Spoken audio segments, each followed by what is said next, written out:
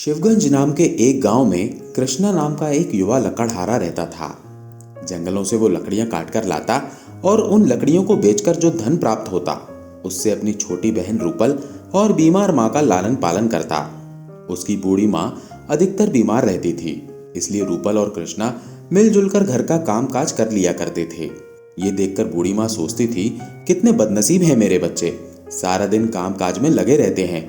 मैं अभागिन तो बीमार होकर चारपाई पर पड़ गई हूँ। अच्छी भली होती तो इनका थोड़ा हाथ बटाती। माँ की बीमारी ने कृष्णा और रूपल को समय से पहले ही समझदार बना दिया था। रूपल घर का सारा काम और माँ की देखभाल बड़ी ही लगन से करती थी। कृष्णा अपनी बहन रूपल को बहुत प्यार करता था। इसी प्रकार उनके दिन गुजर रहे थे। एक दिन जब कृष्णा जंगल से लकड़ी काटकर घर वापस लौटा, तब उसकी बहन ने कहा, भैया माँ की तबीयत अचानक बहुत बिगड़ गई है। कृष्णा झट से झोपड़ी के अंदर पहुंच गया, जहां उसकी बीमार माँ करा रही थी। कृष्णा ने कहा, माँ देखो मैं आ गया हूँ। अचानक माँ ने आंखें खोली। दोनों बच्चों को उसने बड़े ही प्यार से देखा और फिर किसी तरह अपनी पीड़ा को दबाकर बोली, मेरे बच्चों, लगता है मेरा अंतिम समय आ गया है। कृष्णा बोला, ऐसा मत कहो माँ, तुम हमें छोड़कर कैसे जा सकती हो। माँ बोली, कृष्णा तू तो बहुत ही भोला है रे।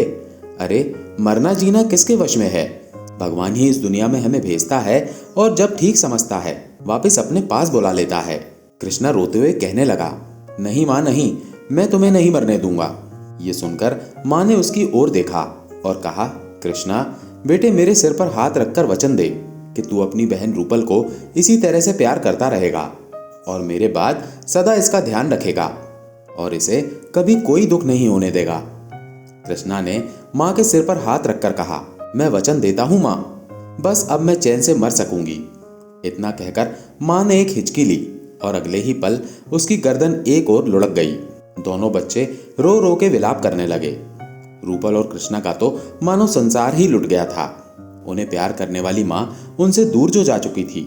कृष्णा ने बड़े ही दुखी हृदय से माँ का अंतिम संस्कार किया। वो सोच रहा था, मुझे क्या पता था कि आज मैं जंगल से जो लकड़ियां काट कर लाया था वो लकड़ियां माँ की चिता में काम आएंगी। माँ की मृत्यु के बाद कृष्णा उदास सा झोपड़ी में ही पड़ा रहता। वो जंगल में लकड़ी काटने भी नहीं जाता था। उसकी ये दशा देखकर एक दिन रूपल ने उससे कहा, भैया ऐसा कब तक चलेगा, माँ तो छोड़कर चली गई है। तुम्हें भी अगर कुछ हो गया तो मेरा इस दुनिया में और कौन है। भैया तुम्हें मेरी कसम है, तुम जंगल में लकड़ियां काटने जाओ। घर से बाहर निकलोगे तो थोड़ा मन पहले की तरह ठीक हो जाएगा। ठीक है रूपल, यदि तुम्हारी ऐसी ही इच्छा है तो मैं लकड़ी काटने जंगल में जरूर जाऊंगा। उदास मन से कृष्णा ने कुल्हाड़ी उठाई और जंगल की ओर चल पड़ा। इस प्रकार एक बार फिर से रूपल और कृष्णा का जीवन पुराने ढर्रे पर चल पड़ा। एक दिन शाम को थका हारा कृष्णा जब घर वापस लौटा तो बोला, रूपल आज तो बहुत ही थक गया हूं। ये कहकर वो बिना हाथ मुंह धोए चारपाई पर लेट गया। ये देखकर रूपल मुस्कुराकर बोली, भैया मेरी बात मानो, अब तुम विवाह कर लो। कृष्णा बोला, रूपल ये तुम क्या कह रही हो। रूपल मुस्कुराते हुए बोली, भैया शाम को जब तुम थके हारे घर वापस आया करोगे तो भाभी तुम्हारे पांव दबाया करेगी, वो हम दोनों की खूब देखभाल करेगी। कृष्णा बोला, रूपल तुम्हारा सुझाव तो अति उत्तम है, परंतु क्या भैया, रूपल ने बीच में ही बोल दिया। तो कृष्णा बोला, हम ठहरे गरीब, भला कौन अपनी बेटी मुझ फटीचर के साथ ब्याहेगा। रूपल बोली, भला ये भी कोई बात हुई भैया, क्या गरीबों का विवाह नहीं होता। कृष्णा बोला, मैंने ऐसा कब कहा, गरीबों का भी विवाह होता है। रूपल बोली, तब तुम्हें भी अपना ब्याह करना होगा, यही मेरी जिद है।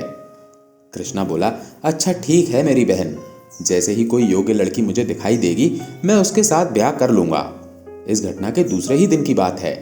कृष्णा लकड़ी काटने जंगल में गया, तभी उसे किसी के रोने की आवाज सुनाई दी। वो आवाज सुनकर कृष्णा चौंक गया और सोचने लगा, ये तो किसी औरत के रोने की आवाज है। कृष्णा अनुमान से उस दिशा की ओर बढ़ रहा था जिधर से रोने की आवाज आ रही थी। कुछ दूर जाने पर ही नदी तट पर उसे एक युवती बैठी हुई दिखाई दी जो लगातार रो रही थी। कृष्णा उस लड़की के पास पहुंचा और बोला, तुम कौन हो और इस जंगल में बैठकर क्यों रो रही हो। युवती रोते हुए कहने लगी, मैं बहुत ही अभागिन हूं, मेरा सब कुछ इस जंगल में लुट गया। कृष्णा बोला, तुम्हारे साथ जो भी दुर्घटना घटी है मुझे विस्तार से उसके बारे में बताओ, शायद मैं तुम्हारी कुछ सहायता कर सकूं। युवती ने बताना शुरू किया, मेरा नाम सुपर्णा है। मैं अपने माता पिता और भाई के साथ इस जंगल से गुजर रही थी। मेरे भाई ने इस नदी में नहाने की जिद की। उसकी जिद के आगे झुककर मेरे माता पिता ने उसे नदी में नहाने की आज्ञा दे दी। मेरा भाई जैसे ही नदी में उतरा वो डूबने लगा। मेरे माता पिता भी उसे बचाने के लिए नदी में उतरे। उनका भी वही हाल हुआ। मेरी आंखों के सामने ही मेरे माता पिता और भाई तीनों इस नदी में डूबकर मर गए। ओह, ये तो तुम्हारे साथ बहुत ही बुरा हुआ। कृष्णा सुपर्णा की दुख भरी कहानी सुनकर करुणा से भर उठा। सुपर्णा बोली, अब इस दुनिया में मेरा कोई नहीं है। समझ नहीं आ रहा कि कहाँ जाऊं, किसके पास जाऊं। कृष्णा सोचने लगा, ये युवती अनाथ है, सुंदर भी है और दुखियारी भी है। यदि मैं इसके सामने विवाह का प्रस्ताव रख दूं तो कैसा रहेगा। ये सोचकर उसने झिझक कर सुपर्णा से कहा, सुपर्णा, यदि तुम चाहो तो मेरे साथ मेरे घर में चल सकती हो। सुपर्णा हैरान होकर बोली, तुम्हारे साथ? लेकिन लोग क्या कहेंगे? एक जवान लड़की इस प्रकार एक जवान लड़के के घर में कैसे रह सकती है? कृष्णा बोला, तो तुम मुझसे ब्याह कर लो। तुम मुझसे ब्याह करके आराम से मेरे घर की मालकिन बनकर मेरे साथ रह सकती हो। क्या तुम्हें मेरा प्रस्ताव स्वीकार है? सुपर्णा ने कुछ पल के लिए सोचा और फिर स्वीकृति दे दी। तब कृष्णा सुपर्णा को साथ लेकर अपने घर पर पहुंचा। उसकी बहन ने पूछा, भैया, ये तुम्हारे साथ कौन है? कृष्णा ने बताया, रूपल, ये तुम्हारी होने वाली भाभी है। इसका नाम सुपर्णा है। रूपल ने चौंक कर कहा, भाभी? कृष्णा ने कहा, हाँ रूपल, तुमने कल ही भाभी की मांग की थी और आज मैं तुम्हारे लिए भाभी ले आया हूँ। रूपल खुश होते हुए बोली, वाह भैया, तुम बड़े ही अच्छे हो। ठहरो, मैं अभी आरती का थाल सजा कर लाती हूँ। रूपल ने उनकी आरती उतारी और घर में उनका प्रवेश करवाया। फिर एक बहुत ही साधारण समाज में शीघ्र ही सुपर्णा और कृष्णा का विवाह हो गया। जो भी सुपर्णा को देखता वो कृष्णा के भाग्य की सराहना करता। कृष्णा अब अपने छोटे से परिवार के साथ बहुत ही खुश था। रूपल और सुपर्णा को देखकर वो हमेशा सोचता, कितना प्रेम है नंद और भौजाई में। भगवान ये प्रेम इसी तरह से बनाए रखे। लेकिन नियति को शायद कुछ और ही मंजूर था। एक दिन सुपर्णा ने कृष्णा से कहा, सुनिए जी, रूपल अब जवान हो गई है, क्या उसके विवाह के बारे में नहीं सोचेंगे? कृष्णा बोला, रूपल का विवाह तो करना ही है, पर वो मुझे जान से भी ज्यादा प्यारी है। मैं उसे अपने से दूर नहीं कर सकता। सुपर्णा एकदम से बोली, क्या मतलब? कृष्णा बोला, मतलब ये कि मैं चाहता हूं कि रूपल का विवाह करके हम उसके पति को भी अपने पास ही रख लेंगे। सुपर्णा ने पूछा, तो क्या उसे घर जमाई बनाओगे? कृष्णा बोला, और नहीं तो क्या। इस प्रकार रूपल हमेशा मेरी आंखों के सामने ही रहा करेगी। सुपर्णा बोली, वाह, बड़े ही विचित्र विचार हैं तुम्हारे। कृष्णा की बात सुनकर सुपर्णा चकित रह गई थी और रूपल के प्रति उसके मन में कटुता उभर आई थी। वो सोचने लगी, इस प्रकार तो ये रूपल हमेशा शिला बनकर मेरी छाती पर ही धरी रहेगी। एक दिन की बात है, जब रूपल पानी लेकर आ रही थी, उसने देखा कि कोई औरत और उसकी भाभी दोनों आपस में बातें कर रही हैं। रूपल ने जब ये देखा तो सोचने लगी, भाभी के पास तो कमला मौसी बैठी हुई है। कमला मौसी तो लगाई बुझाई के लिए जगत प्रसिद्ध है। जरूर मौसी भाभी को कुछ सिखा पढ़ा रही होगी। मुझे छिपकर उनकी बातें सुननी चाहिए। वो झोपड़ी के द्वार के पास ही छिपकर खड़ी हो गई। अंदर झोपड़ी में बैठी कमला मौसी सुपर्णा से पूछ रही थी, बहू, कैसे दिन गुजर रहे हैं? मजे में तो हो? सुपर्णा बोली, कहाँ मजे में हूं मौसी, बस जो दिन गुजर जाए ठीक है। कमला मौसी बोली, क्यों, ऐसा क्यों कहा तुमने? बहू, क्या तुम्हें कोई दुख है? सुपर्णा उदास होकर बोली, मौसी, सबसे बड़ा दुख तो रूपल का ही है। रूपल का ब्याह कैसे हो? इस रूपल ने मेरे जीवन में जहर घोल दिया है। मेरे पति दिन रात रूपल के सुख की ही बात सोचते रहते हैं। पता नहीं कब पराए घर जाएगी। ऐसा कहकर सुपर्णा ने रूपल के प्रति अपने दिल की भड़ास निकाल दी। कमला मौसी ने उसकी हाँ में हाँ मिलाई। सो तो तुम ठीक कह रही हो बहू, रूपल अब बड़ी हो गई है। अब तो कृष्णा को उसका विवाह कर ही देना चाहिए। ब्याह हो तो वो विदा होकर अपने घर जाए। सुपर्णा बोली, मेरे ऐसे भाग्य कहाँ मौसी, जो रूपल विदा होकर अपने घर में जाए। वो तो पत्थर बनकर हमेशा मेरी छाती पर ही धरी रहेगी। ये कहकर सुपर्णा ने रूपल के प्रति कृष्णा के विचारों के बारे में विस्तार पूर्वक कमला मौसी को बता दिया। सुपर्णा की सारी बात जानकर कमला मौसी ने सहानुभूति से उसकी ओर देखा और कहा, बहू, कृष्णा तो तुम्हारे साथ बहुत ही ज्यादा अन्याय कर रहा है। सुपर्णा बोली, और नहीं तो क्या कमला मौसी, रूपल तो मेरे लिए जी का जंजाल बनकर रह गई है। सुपर्णा का एक एक शब्द झोपड़ी के बाहर खड़ी हुई रूपल के कलेजे में तीर बनकर चुभ रहा था। वो सोचने लगी, तो सुपर्णा भाभी मुझे छाती पर रखा हुआ पत्थर समझती है। दुख के कारण वो स्तब्ध सी खड़ी रह गई। इस अवस्था में जो घड़ा उसने पकड़ रखा था वो छूट गया और धड़ाम की आवाज करता हुआ फूट गया। घड़े के टूटने की आवाज सुनकर सुपर्णा चौंक गई और बोली, कौन है झोपड़ी के बाहर?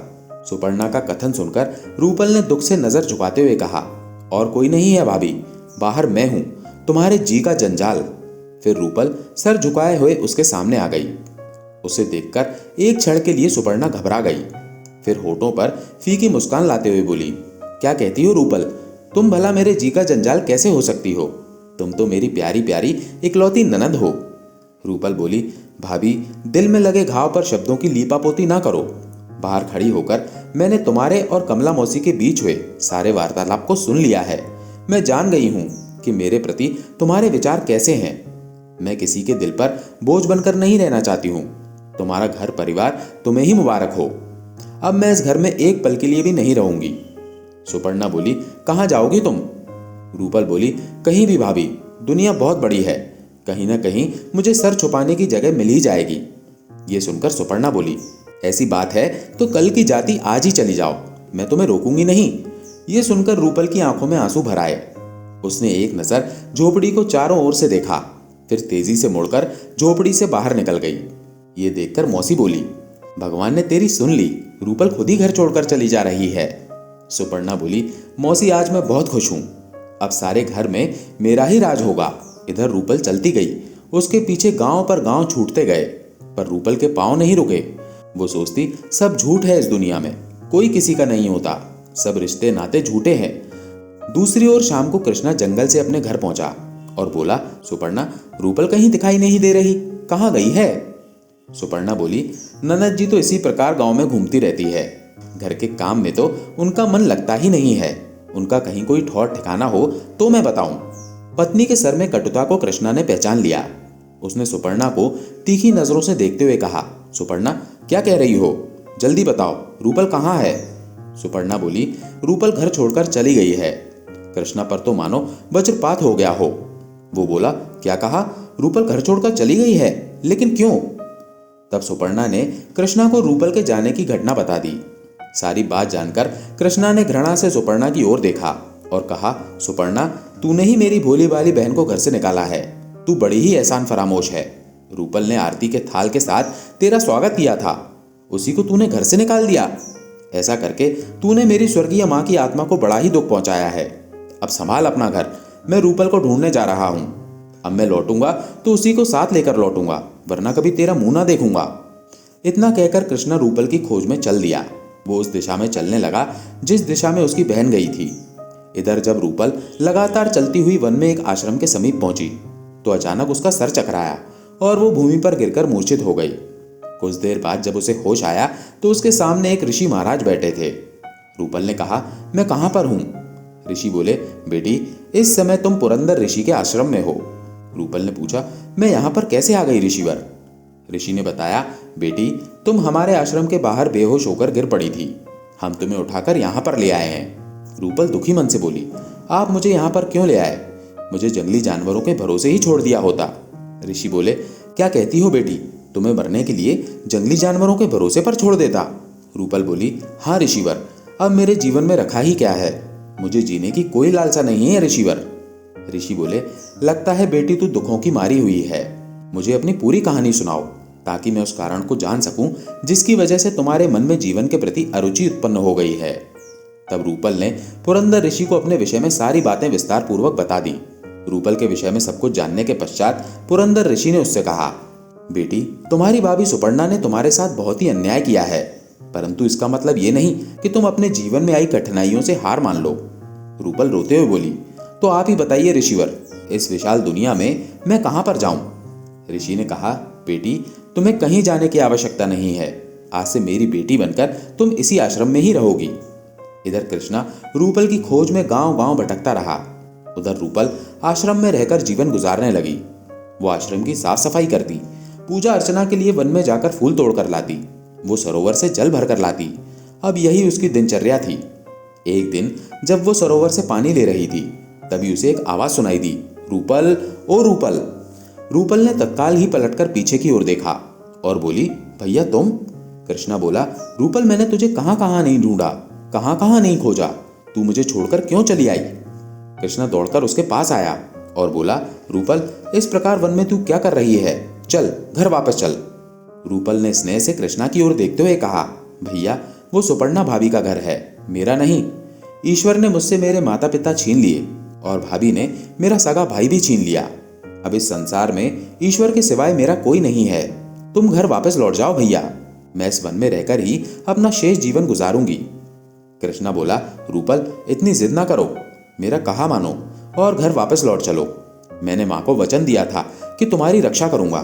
अगर तुम नहीं चल रही तो मैं भी वापस लौटकर नहीं जाऊंगा, मैं भी तुम्हारे साथ इसी वन में रहूंगा। रूपल बोली, भैया जैसी तुम्हारी मर्जी हो वैसा करो, मुझे इन बातों से कोई फर्क नहीं पड़ता। तब कृष्णा को साथ लेकर वो आश्रम में वापस आ गई। आश्रम में पहुंचकर रूपल ने कृष्णा का परिचय पुरंदर ऋषि से करवाया। ऋषिवर, ये मेरा भाई कृष्णा है, भैया चाहते हैं कि वो मेरे साथ इसी आश्रम में रहें। ऋषि बोले, यदि ये इस आश्रम में रहना चाहता है तो मुझे कोई आपत्ति नहीं है। ये सुनकर कृष्णा के मुख पर खुशी की लहर दौड़ गई। उसके बाद ऋषि बोले, कृष्णा तुम्हें तो ये पता ही होगा कि तुम्हारी पत्नी सुपर्णा इन दिनों गर्भवती है। तुम्हारी पत्नी को 1 माह का गर्भ है। कृष्णा बोला, तब तो मुझे तुरंत उसके पास लौट जाना चाहिए। ऐसी अवस्था में उसे अकेले छोड़ना उचित नहीं है।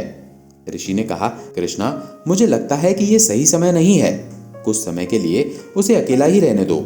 और सुनो, सुपर्णा उचित समय पर एक सुंदर पुत्र को जन्म देगी। कृष्णा खुश होता हुआ बोला, ऋषिवर ये तो आपने बड़ी खुशखबरी सुना दी। ऋषि ने कहा, कृष्णा अब तुम यहीं पर रुको, तुम्हें और रूपल को मेरे आश्रम में जब तक मैं चाहूंगा तब तक रहना पड़ेगा। क्या तुम्हें स्वीकार है?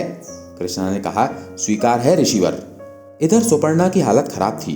वो सोचती कि घर में अन्न का एक दाना भी नहीं है, भूखे मरने की नौबत आ गई है, अब मैं क्या करूं? ऐसी हालत में भूखी भी तो नहीं रह सकती। कुछ सोचकर वो उठी और अपने पड़ोस में रहने वाली औरत के पास गई और उससे कहने लगी, बहन मुझे सहायता की जरूरत है, कुछ पैसे मुझे दे दो। पर पड़ोसन ने उसकी कोई मदद नहीं की। उसके मन में कमला मौसी का विचार आया कि क्यों ना उनके पास चलकर कुछ सहायता मांगी जाए। वो कमला मौसी के घर पर पहुंची और उन्हें बताया, मौसी इन दिनों मैं बहुत ही परेशान हूँ। कृष्णा तो रूपल की खोज में चला गया और यहाँ घर में अन्न खत्म हो गया है। मुझे थोड़े से पैसे उधार दे दो ताकि मैं कुछ अन्न खरीद कर ला सकूं। बाद में मैं आपके सारे पैसे लौटा दूंगी। इस पर कमला मौसी बोली, सुपर्णा और सब कुछ तो अच्छा लगता है, पर यह भिखारी की तरह गिड़गिड़ाना अच्छा नहीं लगता। तुम अच्छी खासी स्वस्थ स्त्री हो, सेवा मजदूरी करके कुछ पैसे क्यों नहीं कमा लेती? सुपर्णा बोली, मौसी मैं भला मजदूरी कैसे कर सकती हूँ? मौसी बोली, गांव के जमींदार प्रभु दयाल की हवेली में झाड़ू पोंछा करने के लिए एक नौकरानी की आवश्यकता है। तू हवेली में जाकर जमींदार से काम मांग, वो अवश्य ही तुझे नौकरी पर रख लेगा। मौसी तुम कहती हो तो मैं जाकर उनसे काम मांग लेती हूँ। सुपर्णा ने हवेली में जाकर जमींदार से काम मांगा। जमींदार ने फौरन उसे नौकरी पर रख लिया। सुपर्णा उसी दिन से हवेली में झाड़ू पोंछा और नौकरानी का काम करने लगी। दिन भर वो बदन तोड़ मेहनत करती और शाम को रूखी सूखी खाकर अपनी झोपड़ी में जाकर पड़ जाती। इसी प्रकार से उसके दिन गुजरने लगे। उचित समय पर उसने एक फूल से बेटे को जन्म दिया। वो सोचती, आज इसके पिता और बुआ अगर घर में होते तो वो कितने खुश होते। वक्त की ठोकर ने उसकी अकल ठिकाने लगा दी थी। अब वो उस घड़ी को बार बार कोसती थी जब उसने रूपल को घर से निकल जाने के लिए कहा था। इधर एक दिन पुरंदर ऋषि आश्रम में बैठे बैठे ही अचानक ही मुस्कुरा उठे। ये देखकर पास ही बैठी रूपल ने पूछा, ऋषिवर आप एकाएक मुस्कुराए क्यों? ऋषि बोले, बेटी बात ही मुस्कुराने की है। तेरा होने वाला पति जो कि विदर्भ देश का राजा अभयंकर है, एक बहुत ही बड़ी नादानी करने जा रहा है। वो रेगिस्तान के पार वाले राज्य जूनागढ़ पर आक्रमण करने के लिए निकल पड़ा है। रूपल एकदम से चौंक कर बोली, यह आप क्या कह रहे हैं ऋषिवर? राजा अभयंकर मेरा होने वाला पति है? ऋषि बोले, हाँ बेटी रूपल, राजा अभयंकर ही तेरा होने वाला पति है, पर वो बहुत ही क्रूर और निरंकुश राजा है। हालांकि वो बहुत ही धनी राजा है, लेकिन फिर भी उसकी और अधिक धनवान होने की लालसा पूरी नहीं होती। वो सारी दुनिया की दौलत अपने अधिकार में लेने के सपने देखा करता है। इसके लिए वो हर प्रकार की नीति अपनाने को तैयार रहता है। इस बार वो अपने खजाने में और ज्यादा धन भरने के उद्देश्य से जूनागढ़ पर आक्रमण करने के लिए निकल पड़ा है। रूपल ने पूछा, तो ऐसे नीच राजा से मेरा विवाह होगा? ऋषि बोले, हाँ बेटी, विधाता ने तेरे भाग्य में ऐसा ही लिखा हुआ है, लेकिन तू चाहे तो होने वाले पति के स्वभाव को बदल सकती है। रूपल ने पूछा, वो कैसे ऋषिवर? ऋषि ने बताया, तुझे साधु का वेश बनाकर उस रेगिस्तान में जाना होगा, जिस रेगिस्तान से इस समय राजा अभयंकर अपनी सेना के साथ गुजर रहा है। वहां जाकर तुझे जो काम करना है, अब मैं तुझे उसी के विषय में समझाता हूँ। पुरंदर ऋषि धीरे धीरे रूपल को कुछ समझाने लगे। सारी बातें समझाने के पश्चात ऋषि बोले, बेटी रूपल, अब तुम एक पल के लिए अपनी आंखें बंद कर लो। जो आज्ञा ऋषिवर। रूपल ने तत्काल ही अपनी आंखें बंद कर ली।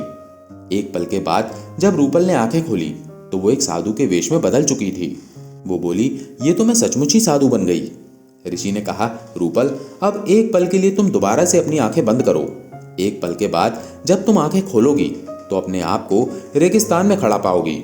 और एक पल के बाद जब रूपल ने अपनी आंखें खोली तो वो रेगिस्तान में खड़ी थी। इधर राजा अभयंकर अपनी सेना के साथ रेगिस्तान में बढ़ा चला जा रहा था। तभी जोर से आंधी चली। वो तूफानी हवा रेत के टीले इधर उधर फेंक रही थी। ऐसा लग रहा था जैसे कोई प्रलय आने वाली हो। तूफान से डरकर अचानक राजा अभयंकर का ऊंट भागने लगा। अभयंकर ने उसकी लगाम खींचकर उसे रोकने का बहुत प्रयास किया, परंतु वो भागता ही रहा। बहुत देर तक वो इसी तरह भागता रहा। जब तूफान कुछ रुका तो वो भी रुक गया। उसे दूर दूर तक रेत ही रेत नजर आ रही थी। सैनिक भी उससे पीछे छूट चुके थे। उसे दिशा भ्रम हो गया था। वो समझ नहीं पा रहा था कि ऊंट को किस दिशा की ओर ले जाए। बहुत देर तक वो इसी प्रकार भागता रहा। भूख और प्यास के कारण वो बेहाल हो रहा था। जैसे जैसे सूरज चढ़ रहा था उसकी प्यास बढ़ती ही जा रही थी। चिलचिलाती धूप में उसका गला सूख रहा था और गले में कांटे से चुभ रहे थे। वो सोचने लगा, यदि मुझे कुछ देर तक और पानी नहीं मिला तो मैं प्यास के कारण तड़प तड़प कर मर जाऊंगा। तभी उसकी नजर रेगिस्तान में आते हुए एक साधु पर पड़ी। वो सोचने लगा, तब थे रेगिस्तान में साधु। साधु जब पास आ गया तब राजा ने बोला, साधु बाबा, मैं विदर्भ देश का राजा अभयंकर हूँ। इस रेगिस्तान में रास्ता भटक गया हूँ। साधु बोले, वही राजा अभयंकर जिसकी धन दौलत की भूख कभी मिटती ही नहीं। अभयंकर शर्मिंदगी भरे स्वर में बोला, जी साधु बाबा, पर इस समय मैं मुसीबत में हूँ। प्यास के कारण मेरा गला सूख रहा है। क्या आप मुझे ऐसी जगह बता सकते हैं जहां मुझे पीने का पानी मिल जाए? पानी तो मेरे कमंडल में ही है। वैसे यहाँ कोसों दूर तक पानी का नामो निशान नहीं है। अभयंकर बोला, साधु बाबा, मेहरबानी करके आप मुझे थोड़ा सा पानी पिलाकर मेरी जान बचाइए। मैं आपका ये एहसान कभी नहीं भूलूंगा। साधु बोले, इस रेगिस्तान में पानी की एक एक बूंद बहुत ही कीमती है। ये पानी मैं तुम्हें यूं ही नहीं पिला सकता। पहले ये बताओ कि पानी के बदले में तुम मुझे क्या दोगे? अभयंकर बोला, इस समय तो मेरे पास ये ऊंट और हीरे मोती के कुछ आभूषण हैं। ये सब मैं आपको दे दूंगा। बस आप जल्दी से पानी पिलाकर मेरी जान बचाइए। साधु बोले, बस इतनी ही कीमत दोगे इस पानी की? अभयंकर बोला, इस समय मेरे पास और कुछ भी नहीं है। हाँ, विदर्भ पहुंचकर आप जो चाहेंगे मैं दे दूंगा। तो सुनो, मुझे इस प्यास को बुझाने के बदले में तुम्हारा राज्य और खजाना चाहिए। कहो, मंजूर है? साधु की बात सुनकर राजा कुछ पल के लिए सोच में पड़ गया, परंतु उसे प्यास के कारण मौत मंजूर नहीं थी। इसलिए वो बोला, ठीक है, मैं सब कुछ आपको सौंपने के लिए तैयार हूं। तब साधु ने मुस्कुराकर पानी का कमंडल अभयंकर को दे दिया। राजा अभयंकर गटागट पानी पीने लगा। पानी बहुत ही ठंडा और मीठा था। उसे पीकर अभयंकर ने तृप्ति की सांस ली। पानी पीने के बाद वो साधु से बोला, आपके कमंडल का पानी पानी नहीं, अमृत है। इसे पीकर मेरी जान में जान आ गई है। मैं आपका बहुत बहुत धन्यवाद देता हूँ साधु बाबा। ये शब्द सुनकर साधु को क्रोध आ गया। वो बोले, साधु अब मैं नहीं, तुम हो अभयंकर। मैं अब विदर्भ देश का राजा हूँ। विदर्भ के राजा को साधु कहने की गुस्ताखी तुमने कैसे की? अरे साधु तो तुम हो। तुम्हारे पास अब एक भी कौड़ी नहीं रही। अभयंकर बोला, आप इस मूर्ख को क्षमा करें। सचमुच मुझसे बड़ी ही गलती हो गई। आप ठीक कहते हैं, मैं सचमुच साधु हूँ और आप राजा हैं। साधु हंसने लगा। अभयंकर हैरानी से उसकी ओर देखकर बोला, इस उजाड़ रेगिस्तान में आपको हंसने के लिए भला कौन सी बात मिल गई? साधु बोला, मैं तो तुम पर ही हंस रहा हूँ। तुमने धन दौलत, सोना चांदी, महल, इन सब के पीछे अपना दीन ईमान छोड़ दिया था। हजारों लोगों का खून बहाया, अपनी प्रजा पर अत्याचार किया, तब जाकर ये दौलत इकट्ठी हुई। पर इस दौलत की कीमत आखिर क्या निकली? 2 चुल्लू पानी। क्या इसलिए तुमने लूटपाट मचाई थी? क्या इसलिए तुमने प्रजा पर अत्याचार किए थे? साधु की बातें सुनकर अभयंकर पत्थर के बुत की तरह खड़ा रह गया। उसका दिमाग चकराने लगा। वो सोचने लगा, साधु महाराज सच ही तो कह रहे हैं। उसका मन पश्चाताप से भर उठा।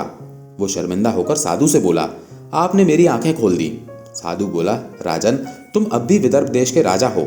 जाओ, वापस जाकर अपनी प्रजा के दुख दर्द जानने की कोशिश करो, लोगों की भलाई में बाकी दिन गुजारो। उस दौलत को खजाने की अंधेरी कोठरी में बंद ना रखो, बल्कि अच्छे कार्यों में इन्हें लगाओ, यही तुम्हारा प्रायश्चित होगा। अभयंकर बोला, ठीक है साधु बाबा, आप जो कहेंगे मैं वही करूंगा। तभी उसके सैनिक उसे ढूंढते हुए वहां पर आ पहुंचे। सेनापति आगे बढ़कर उससे बोला, महाराज, आप कहाँ चले गए थे? हमने आपको बहुत खोजा। आज्ञा दें तो अब आगे की ओर प्रस्थान करें। अभयंकर बोला, सेनापति जी, अब हम आगे नहीं, विदर्भ वापस चलेंगे। अभयंकर ने विनयपूर्वक साधु से कहा, साधु महाराज, मेरी विनती है, आप भी हमारे साथ विदर्भ चलिए। कुछ दिन हमारे यहाँ पर ठहर कर अतिथि सेवा स्वीकार कीजिए। साधु बोले, हम तुम्हारा ये अनुरोध टालेंगे नहीं राजन। उसी समय अभयंकर और उसकी सेना वापस विदर्भ की ओर लौट पड़ी और साधु के वेश में रूपल भी उसके साथ चली गई। विदर्भ पहुंचकर अभयंकर ने रूपल को राजकीय अतिथि गृह में ठहराया और कहा, साधु बाबा, आप यहाँ पर विश्राम करें, मैं जाकर आपके लिए भोजन का प्रबंध करवाता हूँ। रूपल लंबा सफर तय करने के बाद थकी हुई सी महसूस कर रही थी, इसलिए उसने अपनी थकावट उतारने के लिए स्नान करने का निश्चय किया। इधर राजमहल में प्रधान रसोइये ने आकर अभयंकर को सूचना दी, महाराज, साधु बाबा जी के लिए भोजन तैयार हो गया है। ठीक है, हम स्वयं जाकर साधु महाराज को भोजन के लिए बुलाकर आते हैं। ये कहकर अभयंकर अतिथि गृह की ओर चल दिया। अभयंकर जब अतिथि गृह में पहुंचा तो उस समय रूपल अपने असली रूप में वहां पर मौजूद थी। राजा सोचने लगा, साधु बाबा के कक्ष में औरत, ये कैसे हो सकता है? तब हैरत में डूबकर उसने पूछा, सुंदरी, तुम कौन हो? साधु महाराज कहाँ पर हैं? रूपल बोली, महाराज, मेरा नाम रूपल है और मैं ही साधु बाबा हूँ। अभयंकर चौंक कर बोला, क्या मतलब? रूपल बोली, महाराज, साधु के वेश में रेगिस्तान में मैं ही आपको मिली थी। फिर रूपल ने विस्तार पूर्वक अभयंकर को सारी बात बताई। सारी बात जानकर राजा ने कहा, रूपल, पुरंदर ऋषि ने तुम्हें बताया था कि तुम्हारा विवाह मुझसे होगा, क्या तुम इस संबंध को स्वीकार करोगी? रूपल बोली, क्यों नहीं महाराज, ये तो मेरा सौभाग्य होगा। उसी दिन राजा अभयंकर ने रूपल के साथ विवाह कर लिया। विवाह के पश्चात रूपल अभयंकर के साथ पुरंदर ऋषि के आश्रम में पहुंची, जहां पर उसके भाई ने दोनों का स्वागत किया। तब वे तीनों पुरंदर ऋषि के पास पहुंचे। राजा अभयंकर पुरंदर ऋषि के चरण स्पर्श करता है और उनसे कहता है, ऋषिवर, आपके कारण ही मैं कुमार को छोड़कर सही मार्ग पर चल पड़ा हूँ। ना आप साधु के वेश में रूपल को मेरे पास भेजते और ना मेरी आंखें खुलती। ऋषि बोले, राजन, मुझे खुशी है कि तुमने सत्य को पहचान लिया है। तब पुरंदर ऋषि ने कृष्णा और रूपल से कहा, अब तुम दोनों अपने गांव सुपर्णा के पास जाओ, वहां पर वो पश्चाताप की अग्नि में जल रही है। जो आज्ञा महाराज, कहकर वे वहां से निकल गए। इधर शिवगंज में सुपर्णा बहुत ही दुखी थी। वो सोचती थी, हे भगवान, कब मेरे कष्ट दूर होंगे? मेरे पति और ननद को शीघ्र ही मेरे पास वापस भेज दो, मुझ पर दया करो भगवान। यही वो क्षण था जब राजा अभयंकर का रथ उसकी झोपड़ी के बाहर आकर रुका। रूपल के कहने पर कृष्णा अकेले ही रथ से उतरकर झोपड़ी में गया। तब उसकी पत्नी सुपर्णा ने कहा, स्वामी, आप आ गए। वो दौड़कर उसके कदमों में लिपट गई और फूट फूट कर रोने लगी। वो बार बार एक ही बात कहती, स्वामी, मुझे क्षमा कर दो, मैं अपराधी हूँ। कृष्णा ने यह देखकर उससे कहा, सुपर्णा, तुम मेरी नहीं बल्कि रूपल की अपराधी हो। जाओ, उसी से जाकर क्षमा मांगो। सुपर्णा ने पूछा, कहाँ है रूपल? कृष्णा ने बताया, वो बाहर रथ में अपने पति के साथ बैठी है। रथ के पास पहुंचकर हाथ जोड़कर वो रूपल से बोली, रूपल, मुझे क्षमा कर दो, मैंने तुम्हें बहुत ही कटु वचन कहे थे। रूपल बोली, भाभी, मुझे तुमसे कोई शिकायत नहीं है, वो सब वक्त का खेल था। सुपर्णा आदर सहित अभयंकर और रूपल को झोपड़ी में ले गई। झोपड़ी में जाकर जो कुछ भी रूखा सूखा भोजन था उन्हें बड़े ही प्रेम के साथ खिलाया। तब रूपल कृष्णा व सुपर्णा से बोली, अब मैं तुम दोनों को इस झोपड़ी में नहीं रहने दूंगी, तुम्हें मेरे साथ विदर्भ चलना होगा। कृष्णा और सुपर्णा ने रूपल का यह प्रस्ताव बड़ी ही खुशी से मान लिया और वे सभी एक सुखी परिवार की तरह रहने लगे। तो दोस्तों, कैसी लगी आपको ये कहानी? कमेंट करके जरूर बताइएगा। अगर अच्छी लगी हो तो वीडियो को लाइक करके चैनल को सब्सक्राइब जरूर कर लीजिएगा। धन्यवाद।